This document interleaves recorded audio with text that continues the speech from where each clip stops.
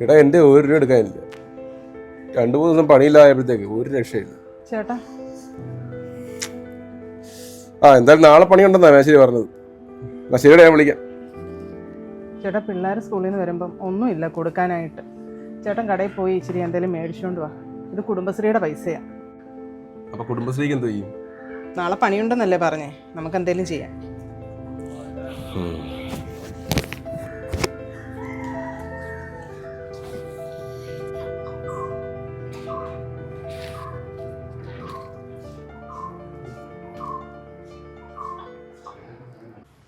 മോനെ രഞ്ജിത്ത്.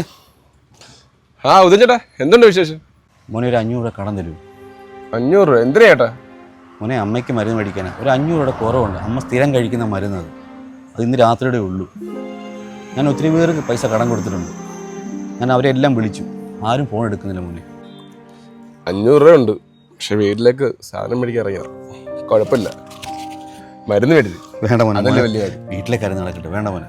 ചേട്ടാ കുഴപ്പമില്ല, അമ്മയ്ക്ക് മരുന്ന് മേടിക്കും. എന്നാൽ ഞാൻ 2 ദിവസം കഴിഞ്ഞ് തിരിച്ചു തരാം മോനെ. അതൊന്നും കുഴപ്പമില്ല ചേട്ടാ, ചേട്ടൻ ഉള്ളപ്പോൾ തന്നാൽ മതി, കാര്യം നടക്കട്ടെ.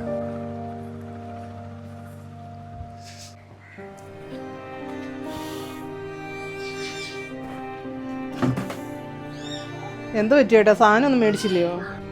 സാധനം ഒന്നും മേടിച്ചില്ല. നീ കാര്യം ചെയ്യും, അപ്പുറത്തെ വീട്ടിൽ വെച്ച് അരി മേടിച്ച് പിള്ളേർ കഞ്ഞി വെച്ചു. ഞാൻ സാധനം മേടിക്കാൻ വേണ്ടി ആ കടയിലോട്ട് തന്നെ മെഡിക്കൽ സ്റ്റോറിൻ്റെ അപ്പുറത്ത് വെഞ്ചിട്ട് നിൽക്കുന്നു. ഇവിടെ അമ്മയ്ക്ക് മരുന്ന് മേടിക്കാൻ കാശില്ല.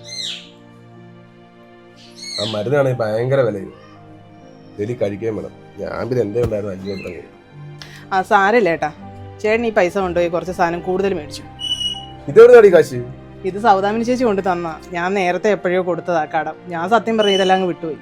ചേച്ചി ഇന്ന് ഇതിലേ കൂടെ പോയപ്പോഴെൻ്റെ കൂട്ടി തന്നെ. അപ്പോഴാ സത്യത്തിൽ ഇത് ഓർത്തത് പോലും. ഈശ്വര,